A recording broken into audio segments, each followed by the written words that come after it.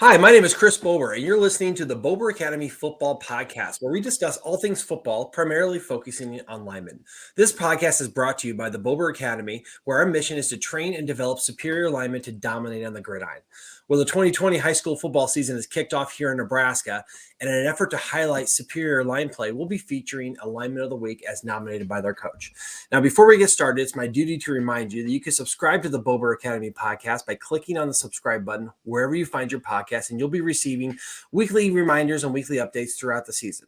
If you're watching this on YouTube, be sure to click on the subscribe button and also the little notification bell so you'll be notified every time we drop a new video. So week one is in the books, and today we're joined by head coach Tom VanHaute of the Gross Catholic High School Cougars to talk about the Cougars' 34-7 victory over Mount Michael. We're also joined by one of their stud linemen, Sal Nacarelli, who coach has nominated as our lineman of the week. So, guys, it's a pleasure to have you on the podcast featuring O linemen.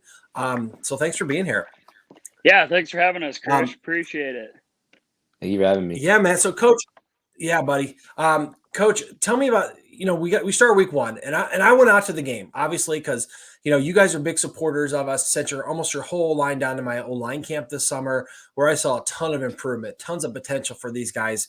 You're all ready for the season opener at Mount Michael, and adversity hits right away, right? Because I was driving out there and it started to hail, and I tried to outrun the hail, and I drove all the way to Arlington trying to get out of the hailstorm. But the game's delayed by a good 45 minutes. What was your message to your team? I mean, I know you guys are really ready to go. I mean, it's hard to hold these guys back, right? Yeah, it was definitely difficult. Seeing the kids sitting in the locker room there, and they're jonesing to get out there, and we're asking, every 2 seconds, when we getting out there. So, this group is a very focused group, so I wasn't too concerned about where they were mentally. So, I was very, very pleased and excited with how they handled those adverse situations, and, the outcome kind of spoke for itself. How about you, Sal? What was it like in the locker room? Like, how were you personally feeling, and what was your message to your teammates? I was locked in, but other kids, the younger kids, they were kind of out of it, kind of messing around. But I didn't go there to mess around. I went there to win. So we had to make sure everyone was on check. Yeah, I know that it was always hard because I've been in those situations too, where I always timed it up, right? Like I had to hit a certain intensity level as I ran out of the tunnel, and it had to be hard to kind of hold yourself back, right? Because football's such a, I'm not saying emotional, but really you got to get your blood up to go out there and play full speed. How did you handle just having to wait? Did you just pull it back a little bit and start it later, or were you already kind of worked up and had to calm yourself down? Well, I was worked up at first, and then I calmed down, took a deep breath, listened to some music, went out there. We turned the corner, saw the fans, and it just blood shot right back up. Nice. Adrenaline pumping. Nice. And there was a good crowd out there. I know that. Mount Michael it's a venue where all the fans sit on one side. So you're right next to the Mount Michael fans. There's not a ton of room, but it was packed out there. Tons of students. So good to see the students back. I mean, I saw more students at that game than we saw all last year, and that was an away game for you guys. But awesome environment. You guys came out. So, Coach, tell me, coming out in the game, what are your feelings about how you guys started that game?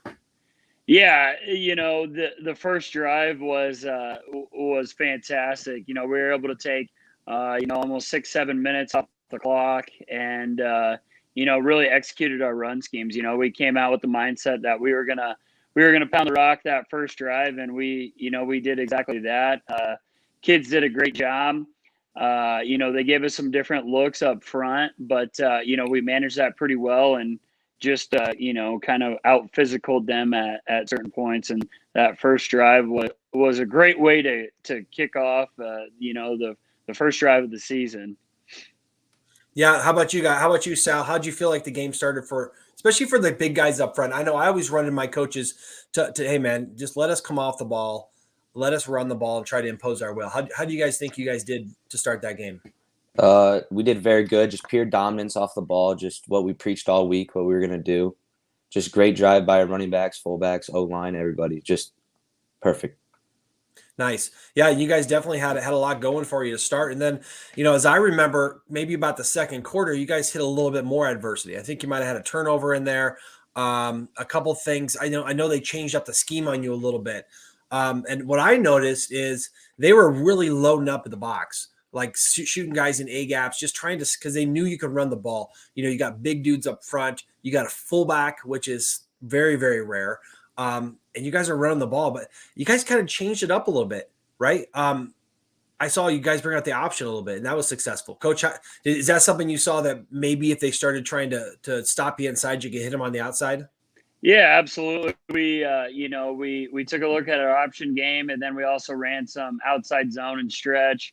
Kind of slow them down inside. They're pretty blitz heavy on first down, so we tried to exploit that, with our option game, and kids really responded, and that in turn opened up our power and midline game. So it was really good to see the kids execute that and make the proper adjustments over the course of the game. How about you, Sal? I know you guys kind of got, I'm not gonna say stuffed, but they were putting a lot of bodies up in the middle.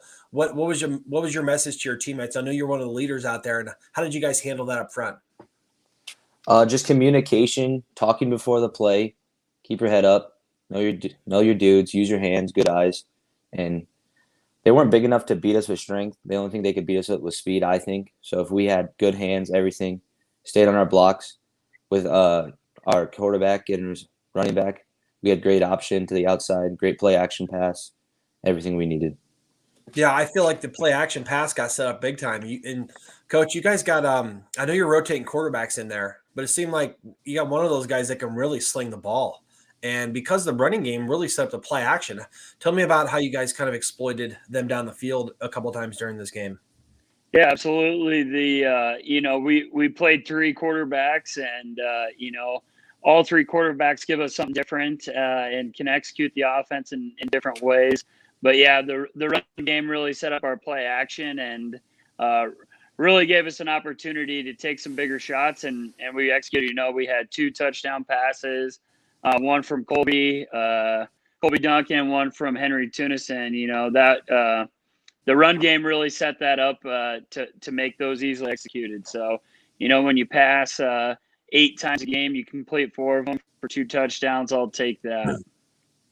Yeah, and Sal, tell me about the guys up front. How did you guys feel when you watched the film, and what are some of the highlights of things you did well, and then maybe some things that you guys can work on? I think we pulled very well up front. We were good, but we kind of over pursued and under pursued to a second level. Missed some blocks that should have been made for bigger gains, and communication and a couple of false starts just kind of pain in the butt, Yep. And I always remember, and I've seen this in high school a lot, that the first game you're so ramped up, it's really easy to get worn out. Like you have this kind of high of coming out, especially the first drive, and then all of a sudden you start getting a little bit out of breath. How did you feel? I know you were playing both ways, doing a lot of stuff. How did you feel in the game? You can always have improvement, but playing both ways, how do you handle that? Just go till I can't go no more. And I have people that will come in, give me breaks, but I got to be good for offense. Defense, we got more bodies, but offense, I got to be good. Oh yeah, us O-linemen are way more important, right, Coach? Absolutely. Well, Coach, after watching the film, tell me about how these guys grade it out. Like, how do you guys do it? How do you guys come back and watch film, and then maybe go out and work on some things? How has it been from what you've seen in the game to practice this week? Yeah, so we as a coaching staff watch the film, and then we bring the kids in on Monday and kind of talk, and then we make our adjustments and go out there and then actually just walk through it on the field. So it was good to get ourselves on film and address some of those things like Sal said, getting to second level defenders, third level defenders, and giving us the opportunity to break off some more home run runs. That will give us that opportunity. But the kids graded out really well. All the kids but one were returning starters from a year ago. So that game experience was really noticeable with this group. But overall, I'd give them a B+ for the game. So I know we still got still got a little more in the tank, but overall, pretty dang good job by the big boys up front. Rush for over 240 yards, and milked a lot of time off the clock for us.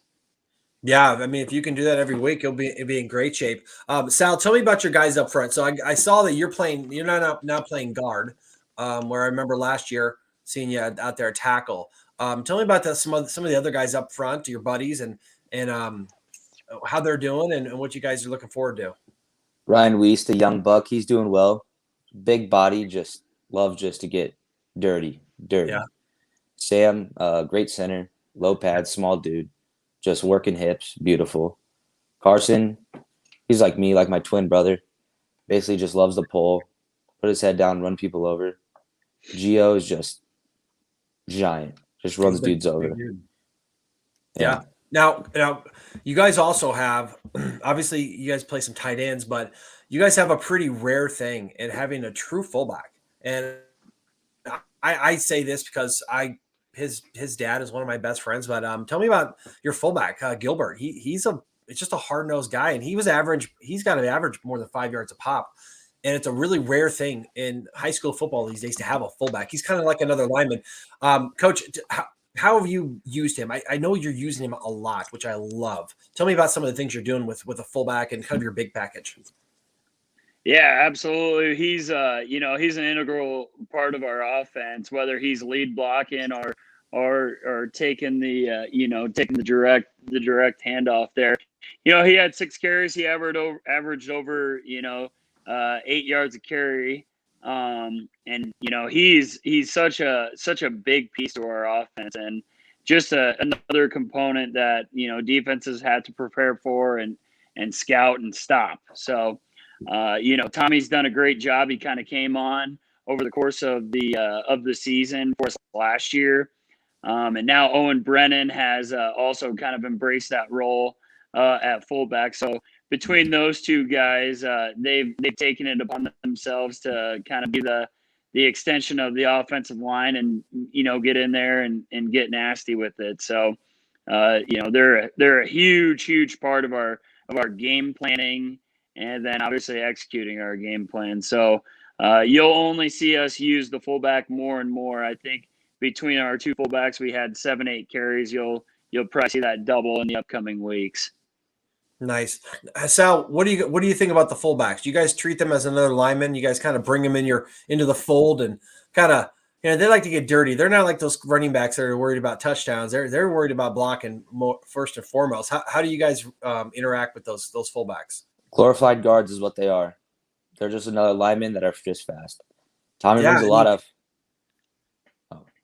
Yeah, they do well, Coach. I mean, you can put Gilbert at guard and put Sal at fullback, maybe on goal line or something. Also lineman, we always got to try to get somehow to get the ball. I was the third tight end a couple of times when I was at the Chiefs, but they never threw the ball my way. I just don't know why.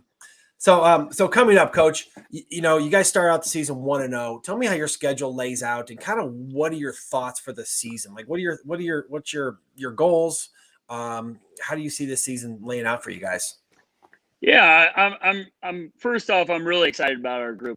We had great buy-in over the course of the summer. Kids did everything we asked of them, and I've been at Gross for 7 years, and this is probably the best collective group summer, weight room conditioning, extracurricular activities that I've been a part of. So the expectation for us is very high, and the group of linemen that we have on both sides of the ball is something pretty special. You have a group of 5 kids that are all over 265 pounds. Bought in. You can get a lot of stuff done, but we're going to take it 1 week at a time. We're excited to play Seward. They got a hell of a good quarterback over there that I feel like we're prepared for. Got a good game plan for, but I don't want to look ahead too much. With this group, 1 week at a time. We got a pretty tough schedule. We got a lot of top 5 teams coming up here in the upcoming weeks, but I'm telling our kids we're worried about Seward. That was the message today. We're worried about Seward, nobody else. We got to take care of business, basically dominate the football game. Well, so it's pretty cool that that, just so you know, Sal, I'm planning on doing this for a lot of teams around the area, and you guys were the first one I saw. I really want to support you guys because you guys came out and worked hard at my camp. I saw a lot of potential. But what does it mean for you when I ask your coach, hey, nominate a player of the game, nominate your best lineman and a guy who played good and is a leader, and he chose you. Now, what does that mean? What does that mean to you? What kind of responsibility do you think that entails? A lot. I'm very thankful that coach nominated me, but I can't do it without my other teammates. Up front, good double teams, and my running back, they make me look good too. I make them look good. But overall, just a team effort. Yeah, my feeling is offensive line is such a unit. You get judged by your entire unit, and you don't always get glory. But if you do something bad, sometimes they might know who you are. So you want to be kind of anonymous. But my goal here is at Bober Academy podcast. What I want to do is I want to highlight you guys. So I've seen all the work you've done. It's kind of interesting, Coach. Obviously, we all know each other. Our families know each other. I went to high school with Sal's dad, who he's a couple years older than me, but I played football at South with him, and I played baseball with him too, a lot of baseball too. And he was one of the hardest hitting linebackers we ever had. Just a tough dude. I see a lot of that in Sal and his mom, and I know the whole family and a lot of those guys out there, a lot of South Omaha kids. So I'm glad to see you guys doing well. I want to wish you guys well for the year. I hope to get back out and see you guys play. And I really enjoyed seeing some of the things that maybe we covered in our line camp. And I saw it translate out in the field, right? Some of the things, just staying in a good position, having a good stance, finishing, all kinds of things like that. So I'm going to keep on putting stuff out there to help you guys out. And I just wish you guys the best this year. I know you guys are really excited about this season. You got a lot of work to do, but you got a good group of guys out there. And I want to wish you guys just the best here. So thanks so much for coming on this, our first one. We're going to keep on doing this, keep on making O-line look great. Let those, quarterbacks and running backs talk to the paper. You guys can talk to the pros here at the Bober Academy. So thanks so much for having us on, guys. We really appreciate it. Sal, I'm going to get both you guys some gear. I got some Bober Academy gear I'm going to get out to you guys. But just as a reminder, if you're watching this podcast, be sure to click on the subscribe button so that you can get notified of these podcasts wherever you find them. I'm going to be on YouTube, all the social media. Please like, comment, share. And if you have any questions, just go to boberacademy.com where you'll find anything and everything about offensive line. So thanks so much, guys. Good luck this week versus Seward. I hope you come away with the W. Really appreciate you coming on, man. Good luck, guys. Thank you. Thanks, Chris. Appreciate it.